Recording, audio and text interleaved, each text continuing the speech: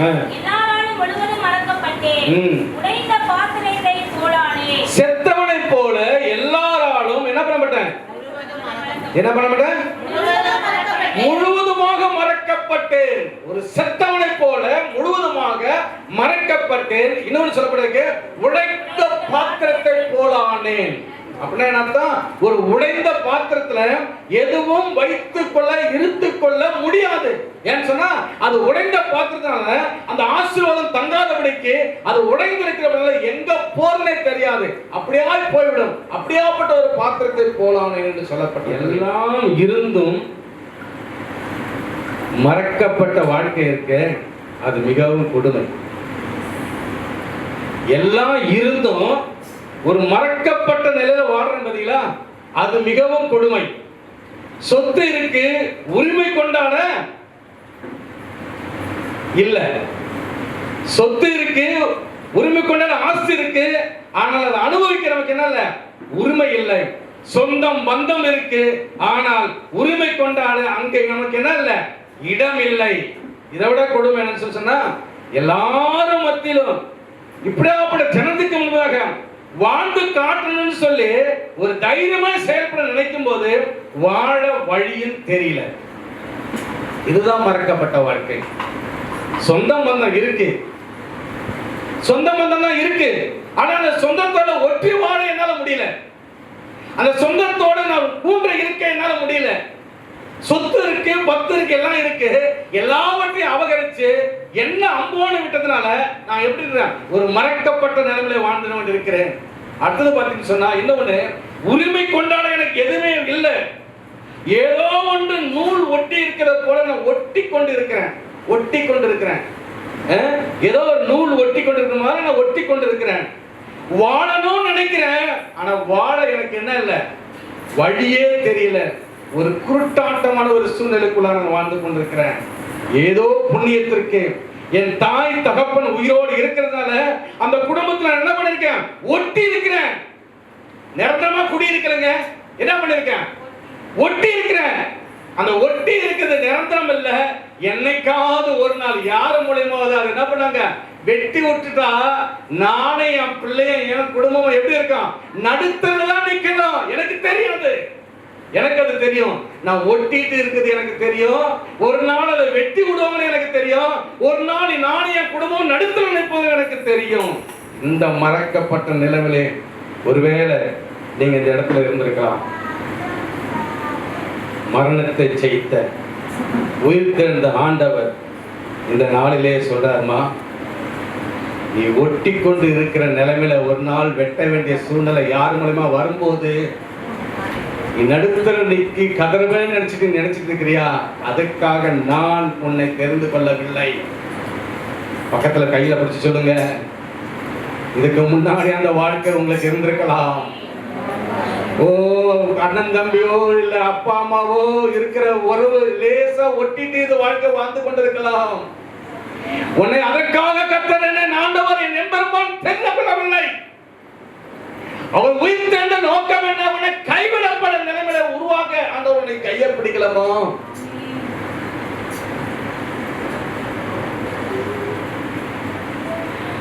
அருமையான கர்த்தருடைய பிள்ளைகளே, மரணத்தை ஜெயித்து உயிர்த்தெழுந்த ஆண்டவர் சொல்றாரு, கொஞ்சம் பொறு. பக்கத்துல பார்த்து சொல்லுங்க, கொஞ்சம் பொறு. சொல்லுங்க, கொஞ்சம் பொறுங்க. கையை எப்படி சொல்லுங்க, கொஞ்சம் பொறு, கொஞ்சம் பொறுத்து. பக்கத்துல கையை எப்படி சொல்லுங்க, கொஞ்சம் பொறு. இப்பதான் மரம் வளர்ந்துட்டு இருக்கு. அப்படின்னா என்ன, உன் பிள்ளை வளர்ந்துட்டு இருக்கு. சொல்லுங்க, சத்தமா சொல்லுங்க, சொல்லுங்க, இப்பதான் வளர்ந்துட்டு இருக்கு. கொஞ்சம் பொறுத்து. பூ பூக்கும், காய் காய்க்கும். அந்த பலனால நீ இப்ப ஒட்டிட்டு இருக்கிற பத்தியா, அந்த அனுபவத்துல இருந்து கர்த்தர் உன்னை என்ன கொண்டு போறாரா, விசாலமான இடத்திலே கொண்டு வரலன்னு நிறுத்த போகிறார். ஹalleluya, ஹalleluya. சொல்லுங்க, ஹalleluya. உனக்கு வீடு வாசலை உன் பிள்ளைகள் மூலமா ஏற்படுத்தி உன் கொம்பை உயர்த்தி அவர் யார், உன்னை ஆராதிக்கிறவர் யார் என்று நீயும் அறியத்தக்கதாய், நீ ஒட்டி கொண்டு வாழ்ந்திருக்கிற உன் ஜனமும் அறிந்து கொள்ளத்தக்கதாய் செய்ய போகிறார், உதவி செய்ய போகிறார். நம்பிக்கை இருக்கா? நம்பிக்கை இருக்கா? அதற்காகத்தான் அவர் என்ன பண்ணாரா? உயிர்த்தெழுந்தார்.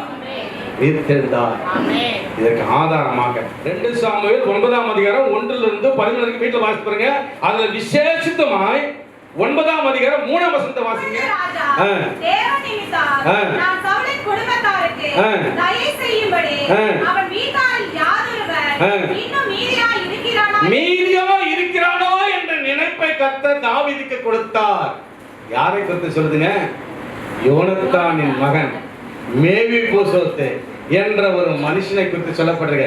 எல்லாராலும் மறக்கடிக்கப்பட்டவன் மேவிபோசேத் என்று சொல்ல ஒரு மனுஷன். இவன் யாருடைய குடும்பத்தில் வந்தவன்? ராஜாவுடைய குடும்பத்தில் வந்தவன். ராஜ சிங்காசனத்தில் வீட்டிருக்கிற வேண்டியவன், ராஜ வம்சத்தில் வர வேண்டியவன். இப்ப எங்க இருக்கிறான்? நீங்க எடுத்து வாசி. தாவீது ராஜா அவனை அமிலியாவின் குமாரனாகிய மாகீரின் வீட்டில் இருந்து அழைத்தாங்க. மேவிபோசேத் அவன் இருந்த இடம் என்னங்க? லோதேபார். எபிரேய பாஷையில லோதேபார் என்றா லோ என்றால் இல்லை, லோ என்றால் இல்லை, தேபார் என்றால் என்ன? வார்த்தை. எபிரேய பாஷையில லோ என்றால் இல்லை, தேபார் என்றால் வார்த்தை. அப்படின்னா என்ன அர்த்தம்? அவன் ஏற்கனவே அது நீங்க வீட்டுல வாசித்து பாருங்க, 2 கால்களும் ஊனமானவன் என்று சொல்லப்பட்டிருக்கு. ஒருவேளை அவனுக்கு கால்கள் இருந்தா எங்கேயாவது போய் பொழைச்சிருப்பான், எங்கேயாவது போய் வாழ்ந்திருப்பான், அவன் குடும்பத்தை காப்பாத்திருப்பான். இப்ப வேற எங்கேயும் போக வழி இல்லை. இதே மாதிரி தான் நமக்கு வேற எங்கேயும் போக வழி இல்லை. அதனால என் தாயின் தகப்பன வீட்டுல என்ன பண்ணிருக்க? ஒட்டி கொண்டு இருக்கிறேன். மேவிபோசேத்துக்கு போறதுக்கு வழி இல்லை. ஏன்னா 2 காலும் முடம். போறதுக்கு வழி இல்லாம ஏதோ ஒரு இடத்துல போய் சாப்பிட்டு காலத்தை ஓட்டிருக்கான். அவனும் குடும்பமும் போயிட்டு இருக்கேன். இதை போதாத குறைக்கு பார்த்தேன்னு சொன்னா அவன் வந்து அந்த எந்த இடத்துல இருக்கானா? லோதேபார் இடத்துல இருக்கான். அப்படின்னா என்ன அர்த்தம்? நல்ல வார்த்தை இல்லாத இடம், நல்ல வார்த்தை இல்லாத இடம். ஆறுதல் சொல்லக்கூட அவனுக்கு ஆட்கள் இல்லாத இடம் சொல்லப்படுது. லோதேபார் என்றால் அதான். ஏன்னா பெத்தேல் என்றால் அதுக்கு ஒரு வார்த்தை அர்த்தம் இருக்கு அந்த காலகட்டத்தில். கில்கால் என்றால் அதுக்கு ஒரு அர்த்தம் இருக்கு. கில்கால் நிந்தைய புரட்டி பெற்ற, பெத்தேல் தேவனுடைய வீடு. அதே போல இந்த லோதேபார் நல்ல வார்த்தை இல்லாத இடம். ஏன்னா இளைஞர பந்தம் யாரும் கூட இல்ல. ஒரு அந்நிய இடத்துல போயிட்டு அவன் அனாதையா வாழ்ந்து கொண்டிருக்கிறான். அந்த இடத்துல ஆறுதல் சொல்லக்கூட ஒரு ஆள் இல்ல, ஒரு நல்ல வார்த்தை சொல்வதற்கு ஆள் இல்ல. அப்படியாப்பட்ட இடத்துல ஒட்டி கொண்டு இருக்கிறான். அவன் எங்க போவன்னு கூட தெரியாம இருந்திருக்கலாம். அவன் மனம் எவ்வளவு உடைந்து போயிருக்கு பாத்தீங்களா?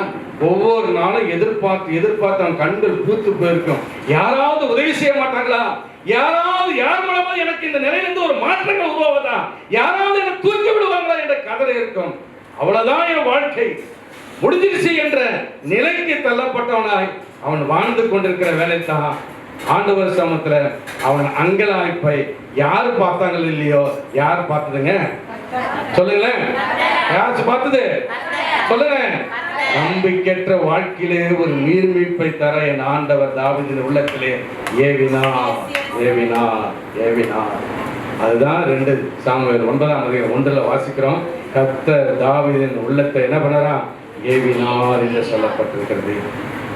இதுல எனக்கு ஒரு வார்த்தை வாசிக்கும் போது, அந்த வசனம் ஃபுல்லாக வாசிக்கும் போது ஒரு வார்த்தை எனக்கு ரொம்ப அழ ஆரம்பிச்சிட்டேன். எப்படின்னா அந்த 9-8 வாசிங்களேன். சொல்லுங்க. யாராவது செத்த நாய் பக்கத்துல போவாங்களா? என்ன பண்ணுமா? செத்த நாய் கிட்ட போனா என்ன பண்ணுமா? என்ன பண்ணும்? சொல்லுமா. முன்னாடி செத்து போய் ஒரு நாய் கிட்ட போவீங்களா? என்ன அர்த்தம்? இந்த நாட்டம் எடுத்த வாழ்க்கைக்குள்ள நான் வாழ்ந்துக்கிறேன். அப்படிதான் சொல்லலையா?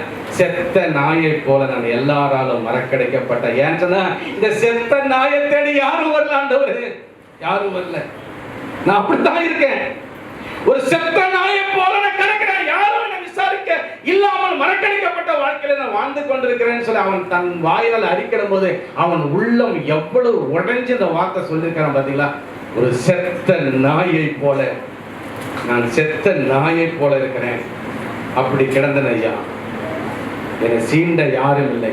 நான் இருக்கிற நிலைமையை பார்த்து என்னை உதாசீனப்படுத்தினவர்கள் அங்கேயும் உண்டு சொல்ல. ஏன்னா முடவுமான மோவை பேசுறது போல, இந்த முடவுமான மோவை பேசுறது போல என்னை விசாரிக்கவும் என்னை ஆறுதல் சொல்லவும் ஒரு வார்த்தையும் இல்லாதவனுக்கு நான் மறக்கடிக்கப்பட்ட வாழ்க்கையில வாழ்ந்து கொண்டிருக்கிறேன் என்று இந்த காலை வேளை இந்த இடத்துல நீ கலந்து கொண்டிருக்கலாம்.